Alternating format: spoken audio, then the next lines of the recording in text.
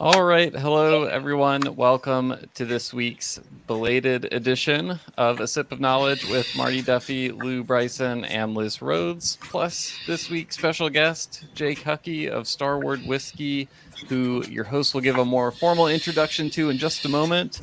Before we get started, I'm Will Hookinga from Zavvi.co. As always, just want to point out a few ways you can interact with one another and our host throughout the live stream today. So, on your right, there's a chat box. Feel free to say hello. Let us know where you're joining us from around the world.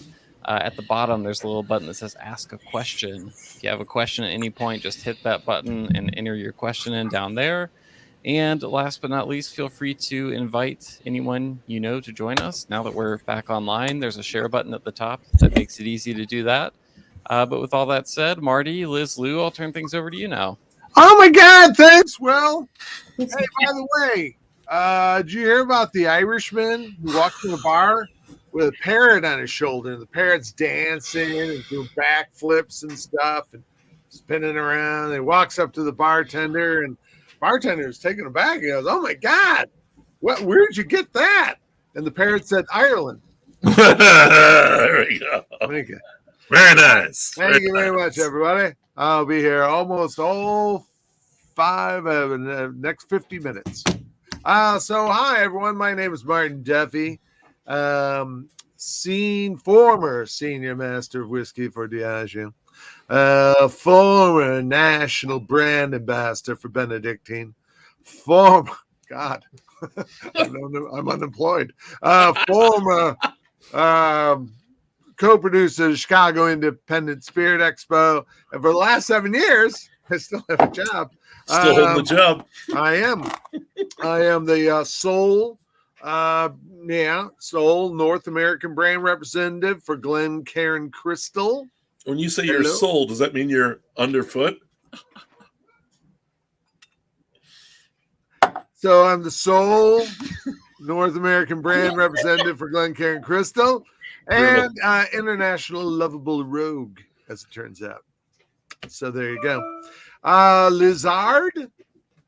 Smarty. It's coming from the Great White North. It is quite chilly here in NYC. Lew, I know it's snowing out by you, but actually, I'm down outside of Philly today, so okay, just a little brisk indeed. I like to think that we're just fashionably late, is what I'd like to position this as. So that's what we are. Mm-hmm. Anyhow, thanks for joining, everyone. I'm Liz Rhoades, technical distiller and spirit consultant. I have over a decade experience across alcoholic beverage, spanning across several different products and spirit types, including beer, rum, vodka. But hey, that's right. My particular favorite and expertise is, of course, in whiskey. That's right. Thank you. Spent most of my career at a tiny little mom and pop, might have heard of it, known as DIAGEO, but I'm now currently founder and principal at Spirit Safe Consulting. And if you want to know a little bit more about Spirit Safe, you can. Maybe. I don't know if my website's on. If you scroll down to the back button section, there's actually a little link to my website. Check it out. If it doesn't work today, just try it again. Come back. Show me some love. Lew? Thanks, Liz. I am Lew Bryson. I am a whiskey writer.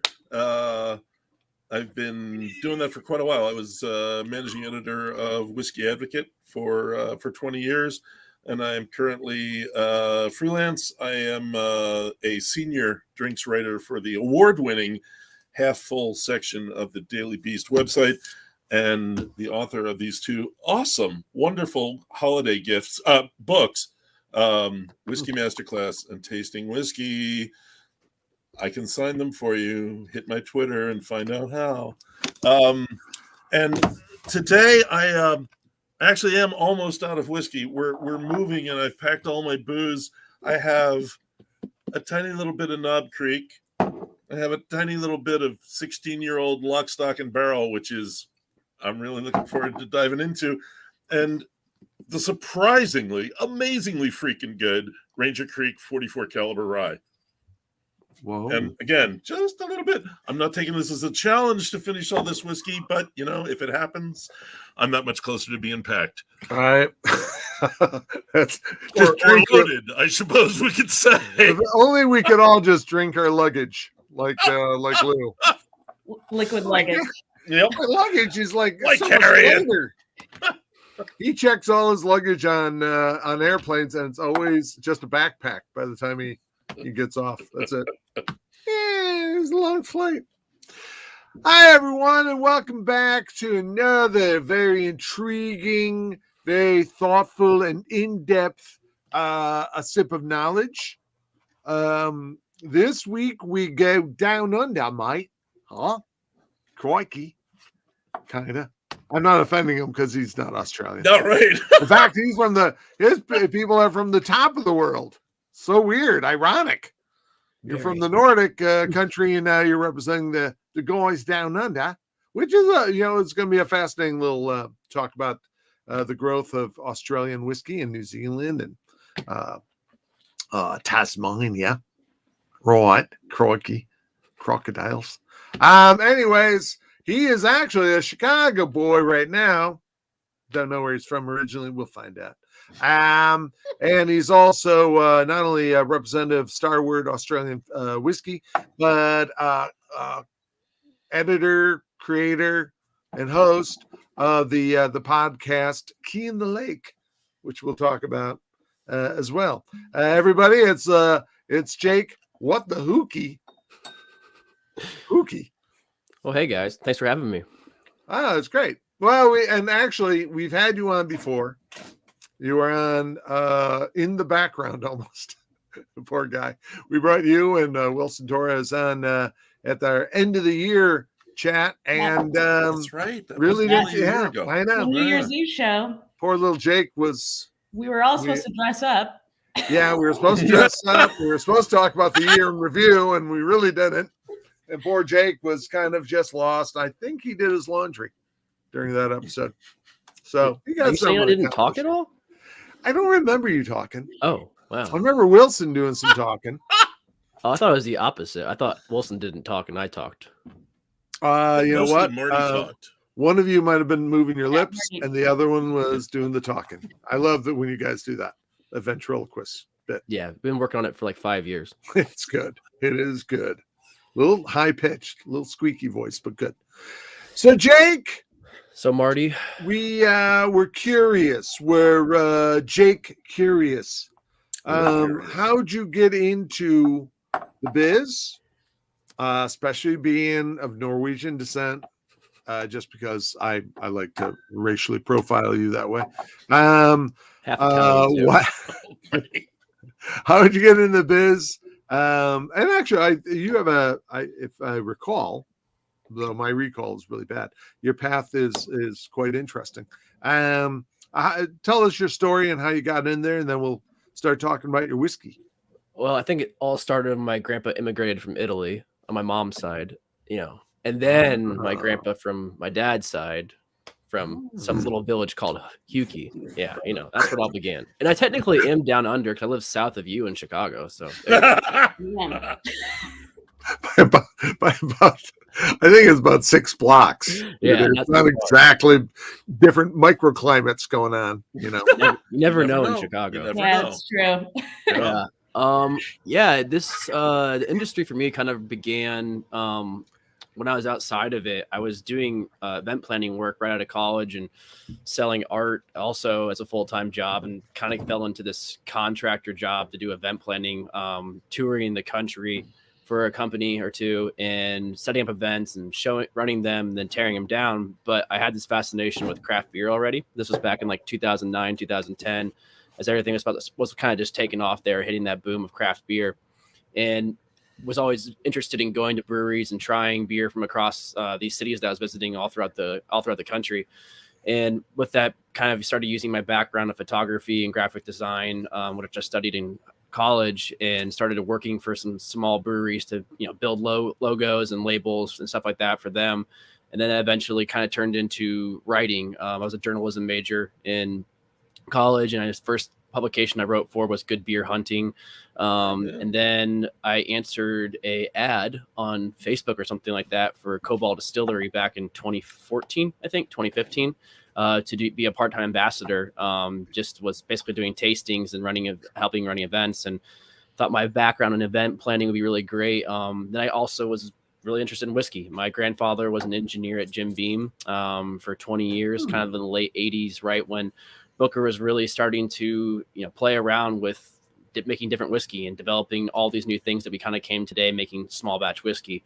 Obviously, other distilleries were doing it, but it was really neat that my grandfather was part of that foundation with Jim Beam, helping that distillery out, kind of find its new path as it's bourbon and whiskey were losing its way here in America during that time period. And with people like Booker, they reinvented the wheel, or reinvented, kind of a whiskey in itself here in the States. And now we're reaping the benefits of that 30, 40 years later. I found all his stories fascinating as a kid growing up, hearing him talk about the people at the distillery, almost like they're like cowboys in a way. And you guys, a little kid picturing them as these big burly men, and you see pictures of Booker like wearing his hat and all of that kind of thing. And then you kind of come to figure out as an adult who those people were. It was Booker, no, it was Fred, no, it was Baker. All these guys that are just icons in the whiskey industry. And those stories started to mean a lot more as I entered my 20s and could actually relate to them as somebody who was, whiskey curious, not Jake curious as Marty is. But so it seemed to be a really great way for all of my past to collide, using, my talents, using my background, but then also honoring the tradition that my grandfather started in our family. And really carrying that on to working for Koval in a part-time role, which very quickly led to a full-time role at the distillery, working in the office, kind of just doing a little bit of everything here and there for a few years before taking a new job and driving the Slow and Low van across the country. They had a whiskey mobile that they tour around, and I was the driver for a few months and took photos and did some brand ambassador work along the way. Then back in 2019, during Whiskey Week here in Chicago, Dave Vitale, the founder of Starward, was launching Starward in the U.S.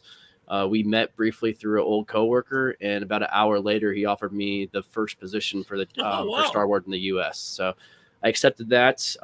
As I was interviewing, just coincidentally, with a bunch of other distilleries at the time, I'm like, well, I actually just came from an interview with another distillery, but I got another one tomorrow. Can I just give you a call in a couple of days? But eventually, right in the back of my head, I knew this was the right fit. He's a great dude, one of the most genuine people I've ever met in my life. And the whiskey tastes good too. So it seemed to be a pretty good pairing. Yeah. I was at Whiskey Live, New York, when I first tried his whiskey. And I believe he was behind the table. And it was a modest little table compared to some of these other stands. Yet his whiskey, Starward, it was amazing. I mean, it really stood out. It was really quite fascinating. Plus, I don't think I've had too many. I had a few whiskeys from Australia that were okay. I will admit to not being impressed by the press releases, but being very impressed by the whiskey.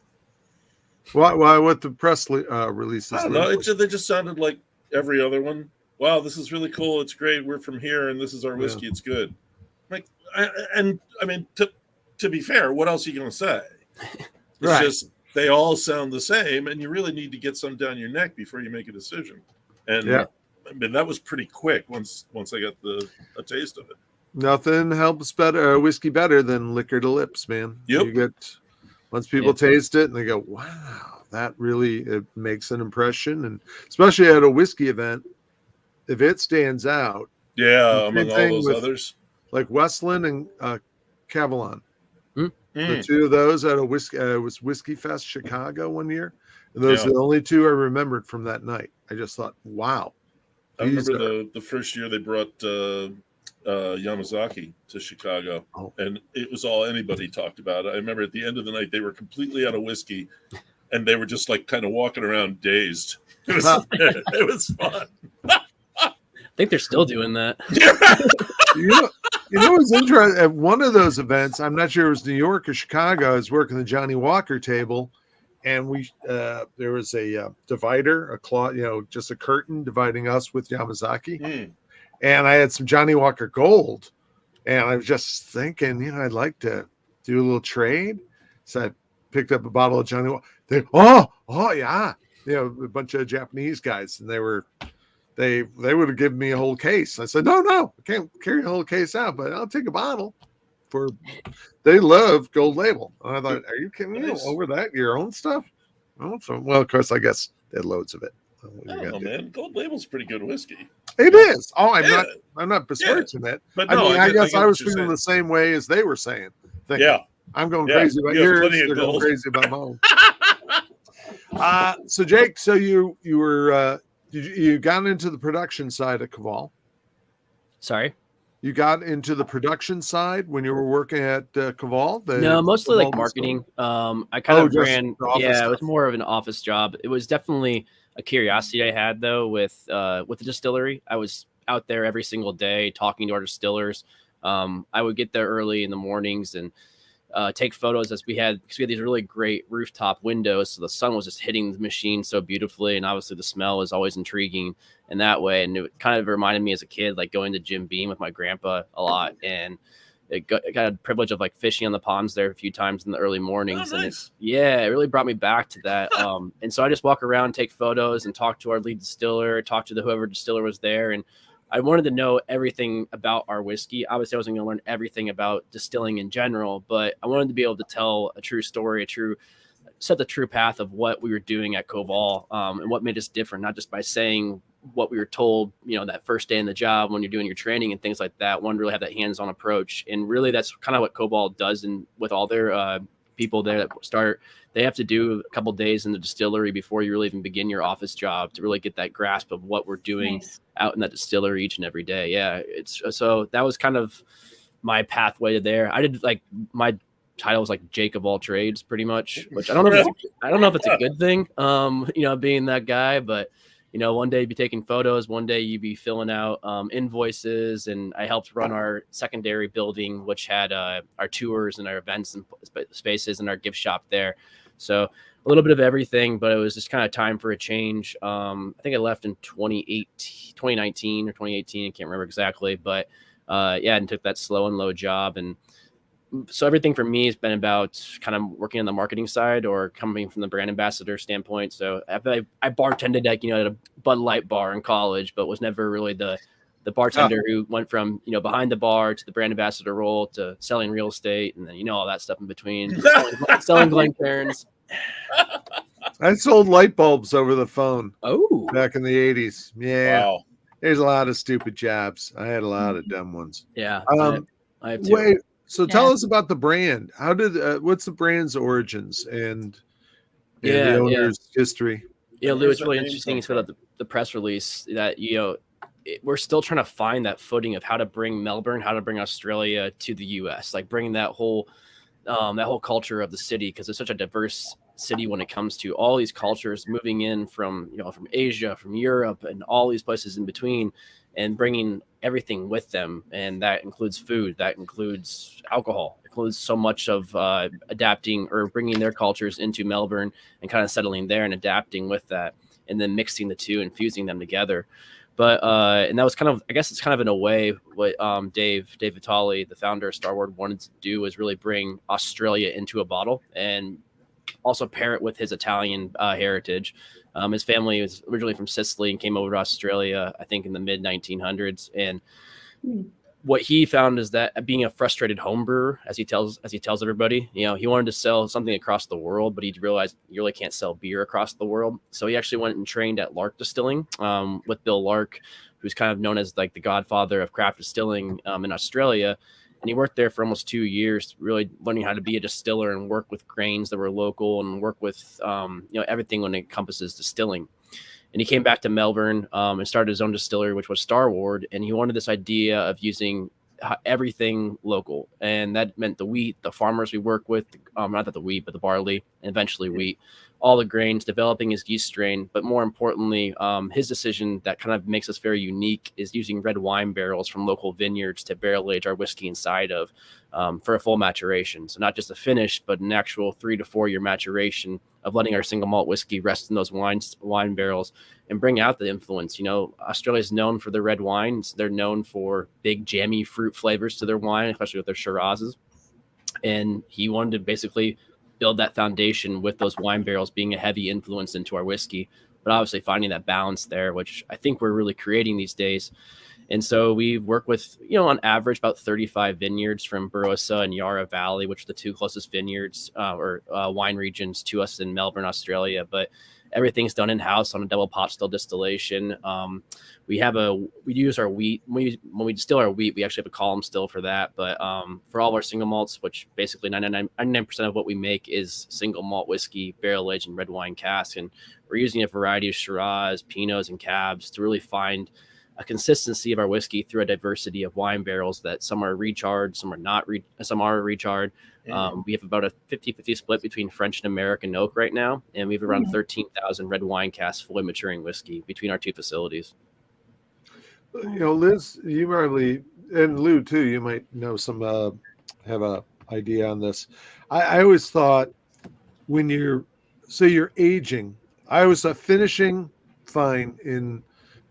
whiskey in a wine cask can be kind of tricky. You can't do it for too long because it just seems like the wine can really overtake the whiskey at some point. I've tasted some at some of the whiskey events.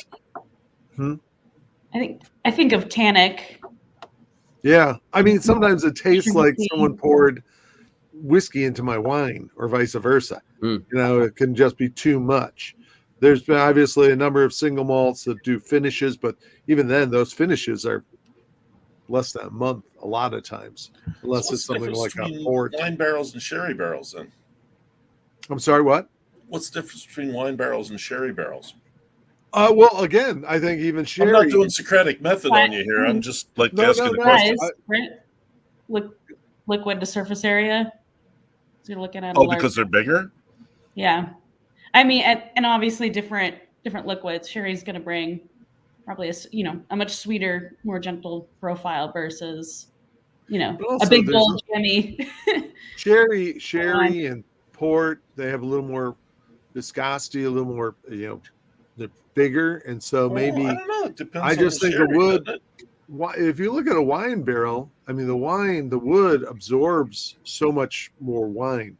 I just find it leaches out. I mean, I could be wrong. I don't know. I've never. No, I'm seriously. I'm just asking. I'd like to know a lot more about it, and that's. So I think sorry, Jake. We're I was just off here by ourselves. Well, but I mean, no, this is good. And Jake, you can, if you have insight into this. I mean, I think it's just my experience is that I found wine can, but not always.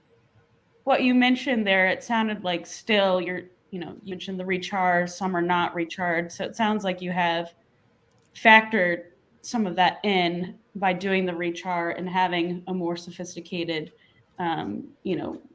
wood program and blending program. Yeah, definitely. And that's kind of the foundation of really what we do at our distillery. It's taken, the distillery's been around for about 15 years. That's when Dave started distilling his first batch of whiskey about 15 years ago. And we never sourced anything. He did everything on his own. His very first hire is now our lead distiller and operator, who's been there the whole entire time. And he's, in his late 30s, so a pretty young guy in that sense, and learned everything kind of from Dave, and has built this team of brewers that are brewers by trade in the front of the house of our distillery. But then over the last 5-6 years, we've developed a really great process of hiring winemakers so that they do all of our blending and all of our sensory techniques with us. So we make sure we find that's that nice, easy spot where we're not overbearing the liquid with the wine barrels. And yeah, we have wood policy is like the foundation, I think, of what we do, because only about 20% of our casks are recharred or toasted at that point. What we do is something called wet filling, where we get the barrels within 24 to 48 hours. We put whiskey inside of those barrels from the vineyards we're working with. And that can mean that all we really do is we just steam the barrels a little bit, take out those tannins, take out that sulfur note in there. And, not at the end of the day, we don't want to be creating vinegar, essentially, with the barrel aging of wine casks, especially when there's still wine in those staves and we're pulling them out during the very hot months in Australia. But, it's also a climate that doesn't get too cold either. So that's where we only barrel age for about 3 to 4 years. And because we kind of feel like contracting and opening up at such a high rate of speed with our staves that we don't have to barrel age for 5, 6, 7 years to kind of compete in the market with flavor. We feel like our flavor kind of comes out of it within that 3 to 4 year period. And yeah, we use about 23 wine barrels when I'm kind of blending together a batch of Nova, which is our single malt whiskey, our core single malt whiskey. And we're bringing barrels that are recharred and not recharred, small amount of them. It's a long process with it, but I think when you taste like our individual single barrels, which are all behind me right now, you have a French oak cask, you have American oak cask, you have some that are not charred, some that are recharred, you have some of them that are just toasted a little bit. And if you taste through like 6 of them, you'll find this really nice kind of a balance between some whiskey that might taste a little hot, some whiskey that has all these fruit notes to them, some that have much more of like a pungent cinnamon taste, a little bit of a leathery note to them. And through all of that, we kind of start blending to make sure we find that consistency where you can buy a bottle of Nova and it won't be different from the last bottle that you purchased. Wow. Oh, now where are they being matured? Are the barrels closer to the ocean? Are you more towards the outback? Yeah. So I've actually had the privilege of working for the 2 biggest urban distilleries in the world, which I didn't even know till like a year after working for Starward. Yeah. So Koval and Starward are like the 2 biggest urban distilleries. Are they really? Yeah. And they're about the same size too when it comes to square footage. Like 45,000 square feet for our main facilities. And we are situated about 1.5 miles from downtown Melbourne and about 1 mile from the ocean. So we're actually in Port Melbourne, which is the port area for obviously in Melbourne. So we are pretty close to the ocean. We get that, like I said, the heat fluctuation when it goes from 110 to 60 degrees in a summer's day. And it kind of just whips around really quickly like that. I was there during their fall, and it would get to like 70, 75. And as soon as it got dark, it would just drop to like 50, and then it'd be like in the mid 30s overnight.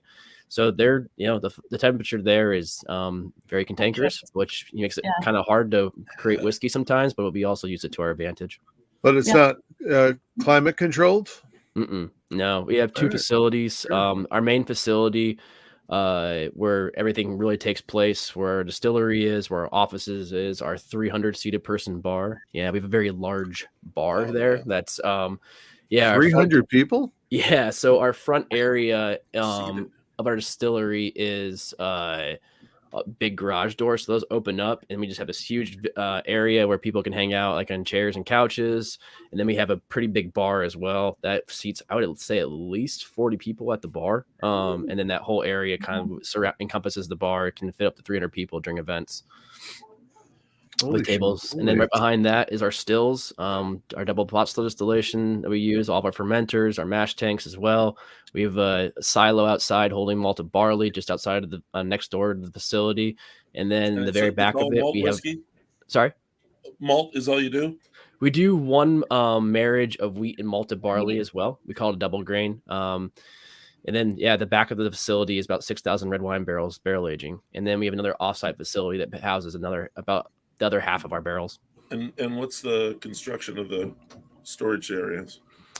Pretty open. It was an old like hangar or warehouse or something like that. Yeah. So really thin walls. Our barrels are stacked on top of each other. They probably go about 8 to 10 high. So nothing too crazy in elevation. It's only a 2-story building, technically. So so it's interesting though how you can have these barrels that are resting in the back corner of the facility versus the ones that are pretty close to our stills, and it gets like 120 in our facility during the summertime. So those ones might age it a little bit faster for obvious reasons, but you can taste the difference between them. And it's really interesting when we're doing these single barrels that we'll have barrels that are sitting like right across from each other, right on top of each other, and they can be the exact same thing. A single malt aged in an extra Rhoades cask from a French oak barrel that was for 3 years, 2 months. And then just the incredible different notes that come from them is so interesting. And it could be the wine that was in there before. Maybe it's a different vineyard, but the same oak policy. But it's always ever changing with us. And I think this is a really neat thing about selling these single barrels now is that you can see how different everything is from our distillery. And it's kind of quite amazing how we actually produce a consistent product. Now, when we talk about Australian whiskey, Lew, you might have seen more than I have, but you only seen a handful over here in the U.S. as far as I know. But on some of these Facebook pages, there's a whole couple of number of pages dedicated to groups that are dedicated to Australian whiskey. Is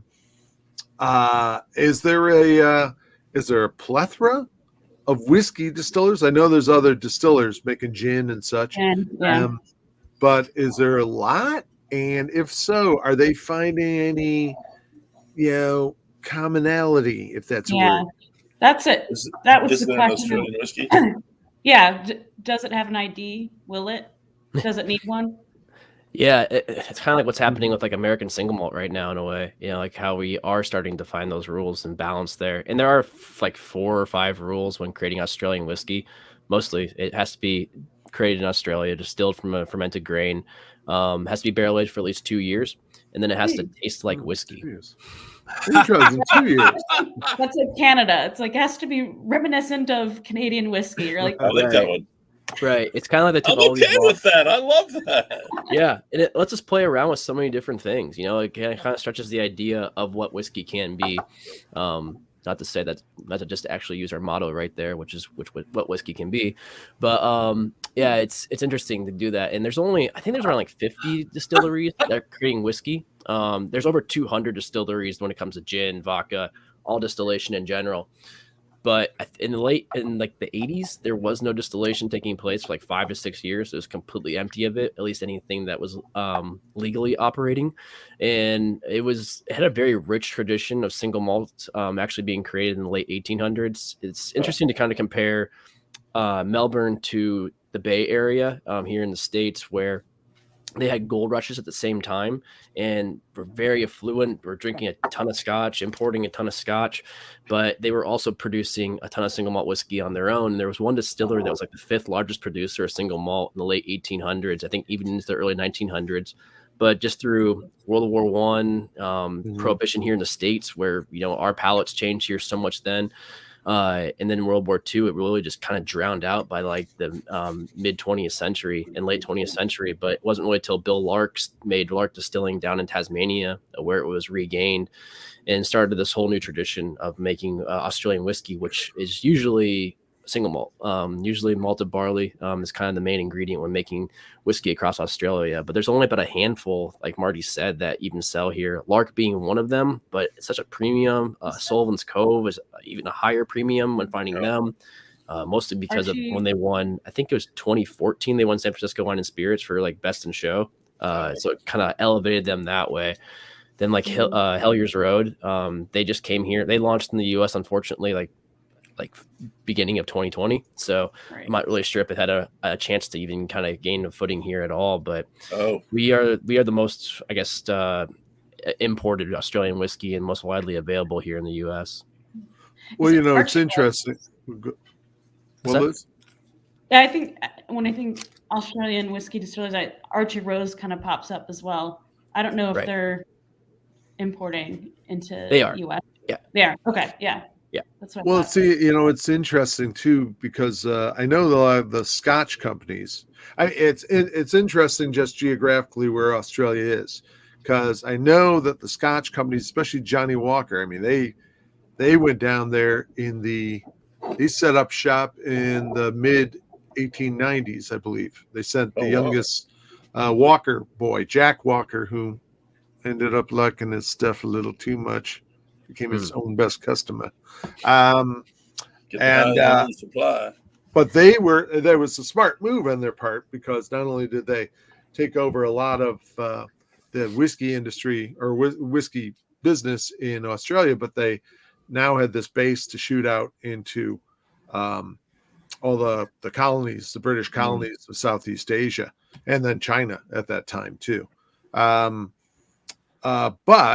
that had, their stronghold, or their stranglehold, I should say, on the industry has to be tough for small guys trying to, just get a foothold in their own country. Because Australia is about 25 million, I believe. Yeah, I think it's like 23, 24 million, something like that. But it's all around the coast. Right. It's as big as the US, but no one lives there because you can't live inside the interior. If you're a crocodile or a crocodile hunter, just don't go swimming. I guess not. Yeah. I'll take your word for it. Have you guys thought about doing a little great white, throwing a little maybe some shark teeth into a barrel? Famous for the great white sharks down there. We Coral actually, reef. we're actually working on that right now. Yeah, so- What whiskey can be, Not, right? not really, I mean- not really, Marty, not really. I'll run that by though. By Oh Dave. God. a shark's tooth around the bottle. A Shark little teeth nicker. Uh-huh. If you say Think so. about it. Okay. All right. Don't take my idea. Somebody else does. They sell millions. We George did do Missed Clooney. it. opportunity. No. Yeah, Dish did- sharks is what I'm Of, thinking. Don't do that, man. we did one seafarer. Well, they just whiskey. lose their teeth. You don't have to Oh, kill a that's true. shark. Yeah, they just wash up on shore. There you go. Those guys, worst dental plan. Well, Sharks have the worst dental plan. next What- time I'm down there, Marty, I'll find some for you. Yeah, please. I love a great white tooth. I love one. You go down to Florida, they're, they call them shark teeth, but they're not. I know it. I can tell. They're shells that have been shaped. Oh. Phonies. Yeah. tourists. Yeah. tourist trap. What about? So Yeah, go ahead, Liz. I was just going to say, while we're on this innovation kick, what whiskey can be? What do you guys have in the pipeline? What's going on that you can share? Yeah, definitely. So, I mean, when it kind of comes to our core, we have 3 whiskeys here in the U.S. Nova, Solera, which is barrel-aged in Australian, essentially sherry casks. So it's kind of waiting for that conversation to kind of naturally come in here from previously. But we take these Apera casks. It's called Apera for aperitif. So it's Australian-style sherry. We take these casks that are like 50, 60 years old sometimes, and also just a few years old too. But we break down the cask and rebuild them with individual staves from a variety of casks. And we'll build them up to the 15, 30, and 60-gallon casks. Some hogsheads as well, but not too many. But we rechar 100% of those casks, and then we barrel age that single malt, which is made in the same style as Nova. But we barrel age it for 4 years. And then our little nod to Solera style barrel aging with Australian with sherry is that we put it into a giant vat where we have 2,500, 3,000 liters of whiskey always mingling together at cask strength, and then we take out about 20% of that at a time, but always replenish it with new whiskey. So so it's not like a true Solera, but it's more like a nod to Solera, but we call it Solera for that reason. Right. That really produces a lot of different notes when it comes to comparing that and Nova together. When these different wine casks, 100% of them are always recharred, and then just the actual vatting of it together too for anywhere from 11 years to 4-year-old whiskey. Wow. Yeah. So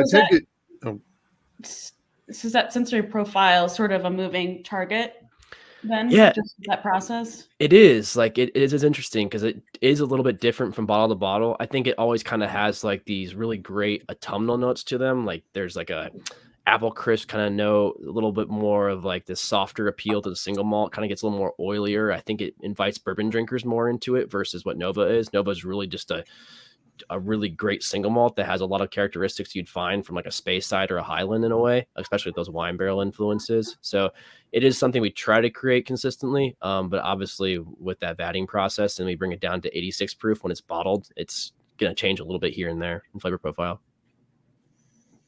Now, have you been able to go down? What was the third one?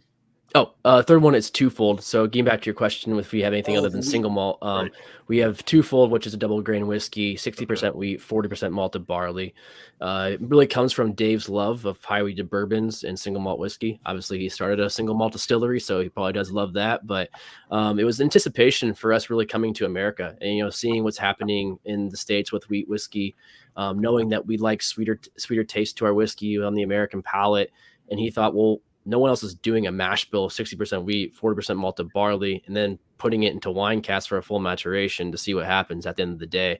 It was kind of a contentious subject to be breached at our distillery because they're like, we're single malt distillers. That's what we do. That's what we've done. That's what the company has been doing for 10 years or so.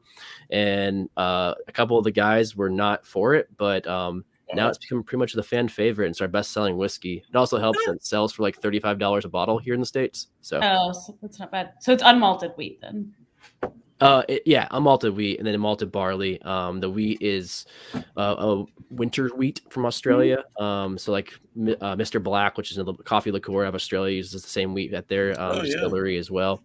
Yeah, so it kind of shares in that and definitely creates much more of like this creaminess to it, tropical fruit flavors versus like the orchard or darker fruit flavors you get from our single malts.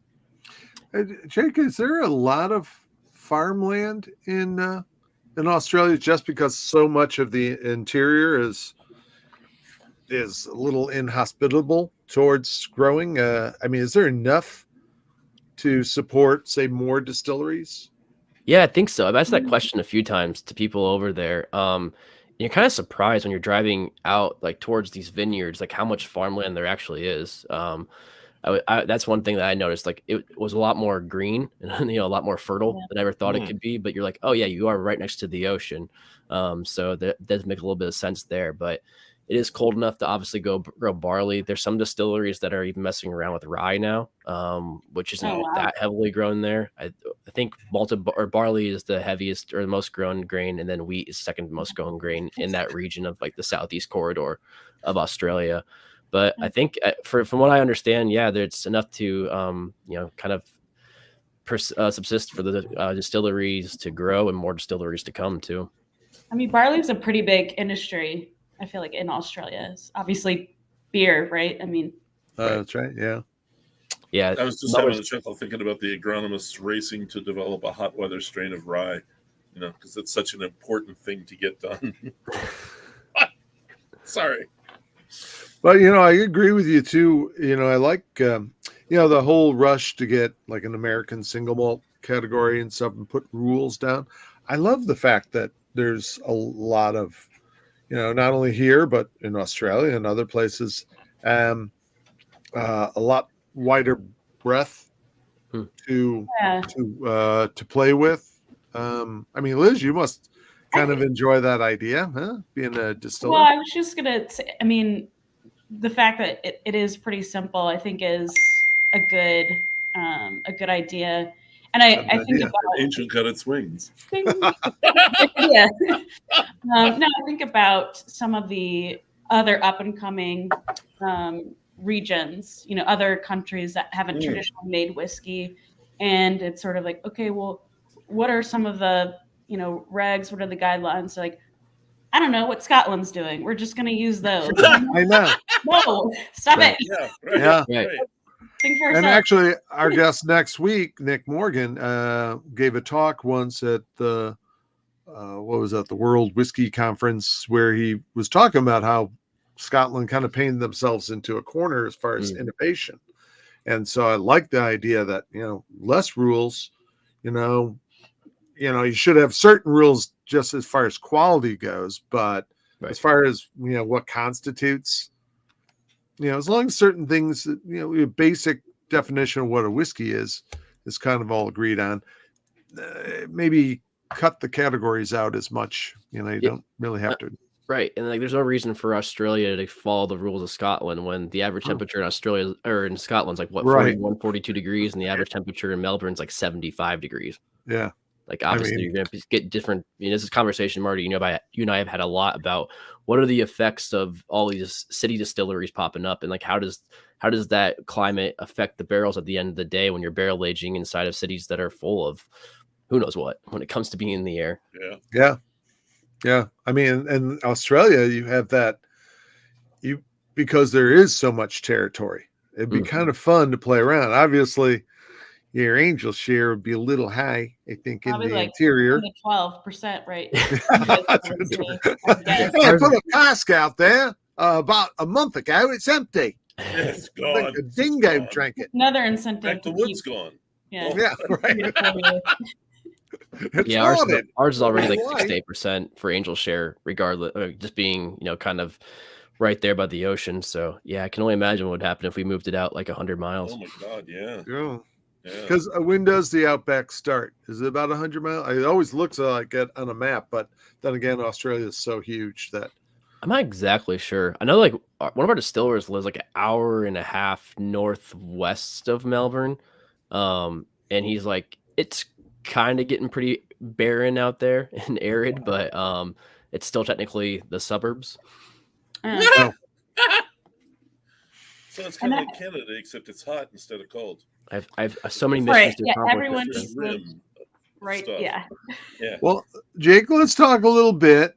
We can come back to any whiskey questions, but let's talk a little bit about your job for Starward. You are, for the last two, well, and it's a tough time too. If you started in 2019, Yeah.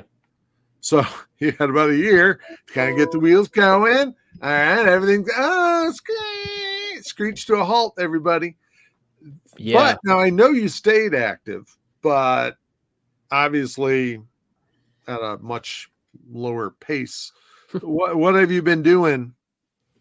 These past 2 years. Just hanging out in my basement, pretty much. You Yeah. and Joe Biden. Yeah. So what is I mean, Yeah. how have you been able to push the brand besides say Zoom meetings? I mean, Yeah.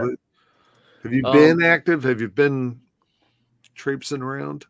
Yeah, that's a good question. Like when I first started, I wasn't a national ambassador, but I was the only employee other than our founder who appeared in the States to open up the US market. So him and his family live in the Seattle area. So him and I were basically just like crisscrossing across the United States to open markets and do GSMs with their distributors and go to bars, go to events, doing all that stuff. And it eventually has toned down that travel, not just because of COVID, but we also developed more of a team across the United States. In each region of the States where we feel like we're doing our best sales. So that was very busy. Like from 2019 to the day the pandemic hit, where everything shut down, I was at a whiskey event in Denver on March 14th, like with 300 people. So in 2020, it was like we thought it was going to get canceled. We're like, surely this is going to get canceled, but nope, it still went on. Wow. I think actually it was Friday the 13th, and I flew home on the 14th, and that was when the city was celebrating St. Patrick's Day, and it was a very grim day already, just by the gray weather. And then you see like bars that are like kind of still trying to have St. Patrick's Day, but not really anybody's there. It's not like how Chicago usually is. So it was a sign to come that things were being taken very serious, that we were probably going to go into a lockdown. And then 2 days later, that happened. So what I did mostly is my boss wanted me to focus on really reaching out to these whiskey clubs across the country, because we always obviously had more time on our hands to drink more, but also to gather collectively all throughout the country, when you could have all these Zoom conversations with your friends and people you met online every night. So what my project became primarily was reaching out to these clubs, doing virtual tastings, sending them little kits, with whiskey inside of there. We're hooking up with a local retailer to get them those bottles. If it's a club, they could buy a bottle. I'll send you the bottles empty, the little ones empty, and then you can fill them up and distribute them to your group. And I was doing probably 3 to 4 tastings a week that way, staying active in the markets all across the country, but doing it virtually. So that kind of was, and the whole goal at the end of the day was to sell these clubs single barrels, where we didn't have a single barrel program really when we launched in the US, but now now we do. You can see them all behind me. Those are all various barrels. Okay, all right. Yeah, so those are all single barrel samples. We have my goal is right now we're going to try to do 60 in the next started about a month ago, and kind of get that done by the new year, to have these barrels sold. And it's 60 barrels. Yeah, Marty, we have really good whiskey. People should drink it. So I understand this. That's but selling 60 bottles is a little different from 60 barrels. Right. Friend. It's ambitious for sure. Yeah, but you know what? Clubs are freaking hungry for this. They are. And really cool, I was in Kansas City on Friday launching a barrel with the Kansas City Whiskey Guild. We don't even sell in Missouri. The reason we do sell in Missouri now is because of these clubs. We're selling multiple barrels down there, which is really awesome. We're opening new markets that way. I think we've opened 3 different markets that way through single barrels. And obviously we want our single barrels to lead you back to our core whiskeys, and have those barrels really represent the essence of our distillery on that single individual cask, as we've been talking about with French oak, American oak, STR, not STR, blah, blah, blah. Kind of goes on back and forth, where we want those barrels to highlight, but also at the end of the day, kind of bring you back to Nova, which they're all the basis of our core single malt. So that's really been my job, and my project's working. And then until the market's really opened up, where we were going to bars and just saying hi, just being supportive of any way. Marty, one of our favorite spots here in Chicago was Fountainhead, and I just went there and just supported them like whatever we could do. Can we do like a small event to bring people there? Can we bring can we bring anybody in to make sure that like the bars are still being active without having you buy new product, because they didn't have the money to do that, and they also had products sitting on the shelves for 3 to 4 months before they even opened their doors. And everything shut back down in Chicago in the wintertime again in this past winter. So now things have been open again for 5 months or so, and it's just about showing up these days. I think I've never seen people so happy to see, not necessarily happy to see reps, but maybe more inviting, and just being thankful that you show up to say hi, have a glass of your whiskey, and kind of move on to the next place. So it's been a really wild roller coaster, obviously, for most people here in the U.S. And fortunately, like I had a pretty, not a good time, but I had a fortunate time of keeping my job and letting my boss let me just kind of pivot and take control of this whole new project that we were doing by working on whiskey clubs and selling single barrels that way.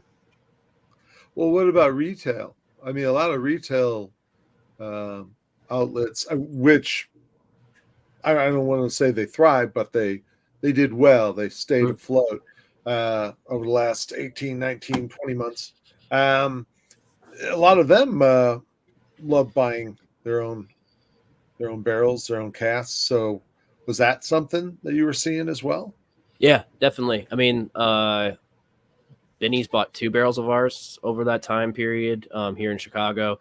It was really interesting, getting to know new retailers that way. I do so much work like through Instagram messaging, which is weird, but also really, really productive. Like someone will be like, hey, like I see your pictures, and they'll be like a retailer or a manager of a retailer or something like that. And it's like, can we taste you out? And I actually just sold a single barrel 2 weeks ago from just posting about my single barrels, and a local shop, Malloy's here in Chicago, was like, hey, can we taste them? I'm like, yeah, you guys have Nova. You haven't really reordered in a while, but hey, if you want to taste a single barrel and buy one, let's do it. And they did. So it was interesting to see like how the independent retailers, the small independent retailers, they were struggling. The box guys, they were obviously thriving.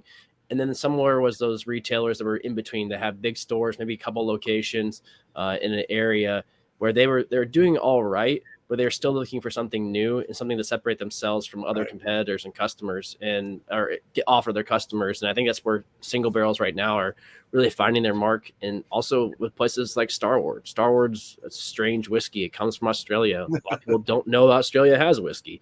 So when you can offer them a really quality product from a not so known place to produce whiskey, it's an advantage for us. It's just a matter of like telling the story and getting in there and letting people know like that these distilleries do exist out there. I mean, I would have imagined it would have been quite tough. I know during my brand ambassador days, I was out like 6 nights a week.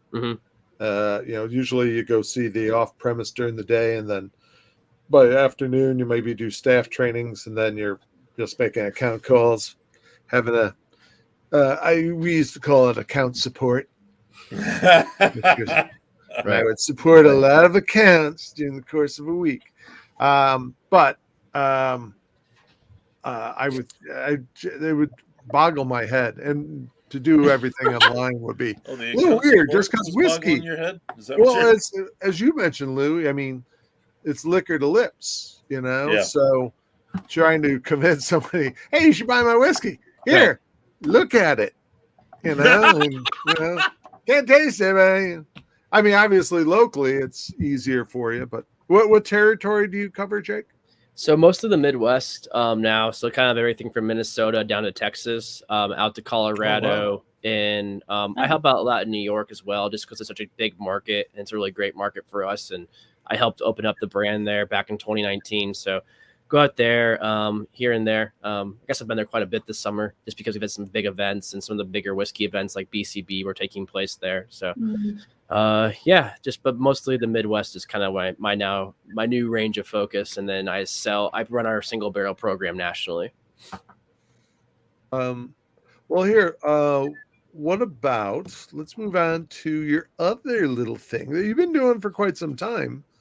What's that? Yeah. Oh, I thought Lou was playing imaginary football for a moment. Go deep. I'm just moving to the other thing. Yes, and I'm still having the dentist problem with the back and the mirror image thing. Sorry, even after a year and a half, I'm still not getting it. I'm just stupid. Really? Yeah. I know I point this way. I know. I want to point that way to you, except Yeah, I don't. but I'm not pointing your way. Yeah. So anyway, your little show. the podcast. Anyway, Yeah, sorry. Podcast. Your podcast, Key in the Lake.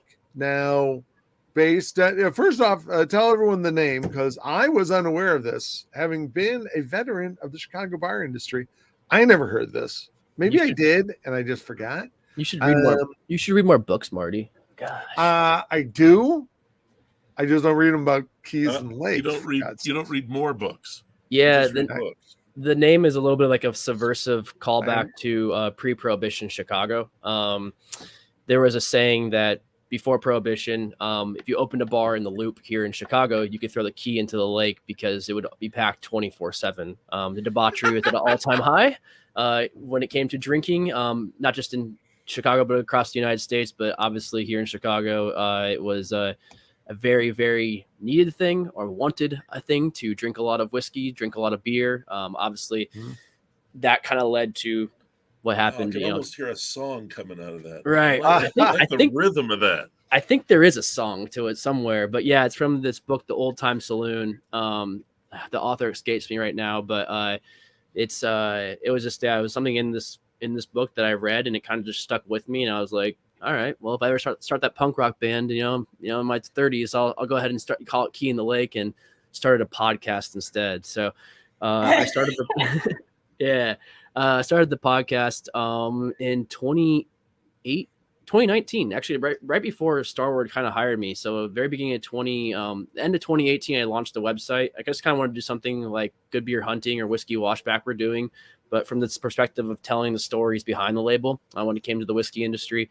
So I started writing these little stories, writing some essays, covering some events. And then eventually I was like, well, I've always wanted to start a podcast, and why isn't this just the idea, whiskey itself, and telling those stories? So Wilson Torres, who is my good friend, who is now the Castle and Key market manager here in Chicago. Oh, you got that. Yeah. Sweet. Nice. Yesterday was his first day with Castle and Key. Oh, very nice. Oh, He wow. was with Wow. Union Horse. Yep. And we started at Got Cobalt off together. the horse. Yeah, he got off the horse. First got off the Koval, and then got off the horse, and now he has key to the castle. Key to the castle. Yeah. So now, I just realized how well it works. The Key in the Lake. Key. Yeah, keys and keys. All right. He has the key in the castle in the lake. Yeah. So him and I started the podcast, and it was we do it weekly for the most part. Had a little bit of a break here as things kind of picked up and got a little crazy this summer with work, as we were starting to revisit our markets that we've been forcefully neglecting the last year and a half or so. But we kind of strive to produce a weekly podcast, and it's really become an industry podcast, I guess, in that sense, where we have a lot of ambassadors, a lot of bartenders on, and just talk about what's happening in the whiskey world, the cocktail world, the bar world, from a perspective of Chicago, really being the background of it all. But we have brands from all over. Graham Cruikshank, who's the Abelauer's brand or master distiller, has become a friend through the podcast, which is really cool to say. Things like that, where you've made these connections across the world, across the United States, with people you never thought you'd ever even communicate with. So we tried doing it in person as much as possible.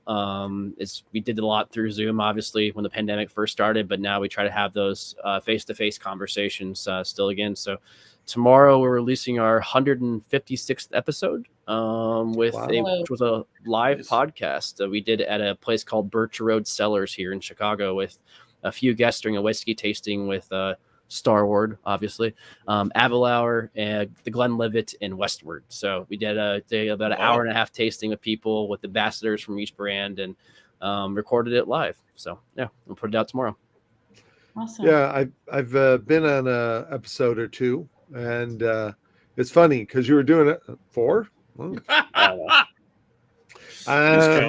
Well, you pop in though. I mean, that was the thing. You were doing it on the second floor of a Chicago brewery, and you go in, and people are coming and going. So it was like a little, it wasn't a set group of people. That's why I found kind of fascinating. I found that kind of fun. Yeah. I mean, everybody's busy with their lives. I plan it all. I do all the editing and all that stuff, so it's a little bit easier for me to adjust my schedule to it when a guest comes on.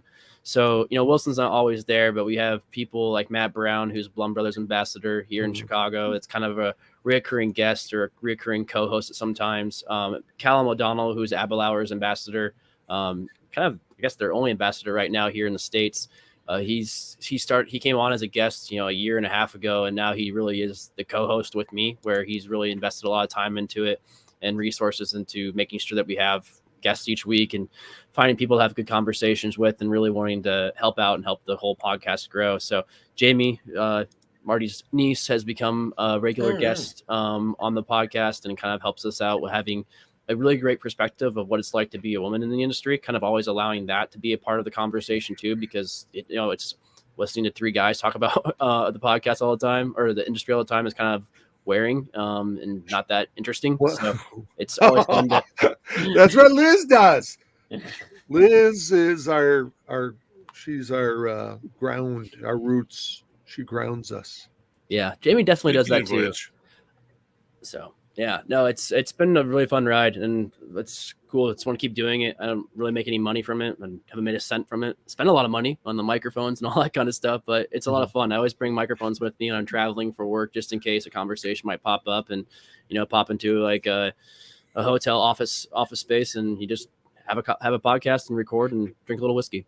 Can you have remote guests like say a whiskey writer in Pennsylvania or a distiller up in the Northeast? Hell yeah. Well, Lew was supposed to be on. I was supposed to be on. Oh, that's right. Yeah, and the whole damn thing fell apart. Speaking of St. Patrick's Day. Jeez. Right. That was like the whole thing. Like we were going to do a big whiskey week blowout. We had we actually had a live audience coming to watch you talk on that podcast. You didn't know about that, but we had, oh wow.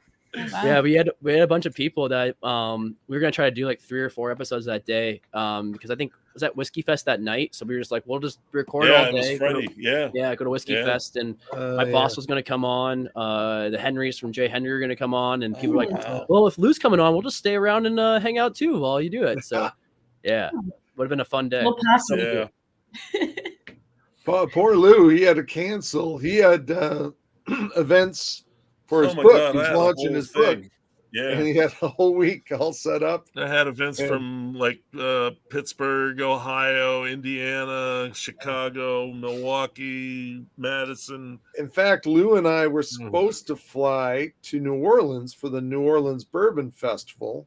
I think I got an email from Lew on the 11th saying, hey, I think it's been canceled. No, I just talked to Tracy. I'm flying out tomorrow. I'm going down there tomorrow. And then I contact Tracy and go, nah, it's been canceled.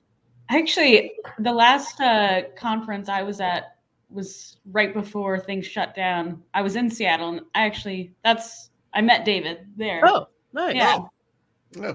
But that was, right before everything just, Well, and Jake, tell you what, though, just in line of those stories, buddy of mine, Steve Beaumont, beer writer, whiskey writer from Toronto, was literally on the last flight that landed in New York City after 9/11.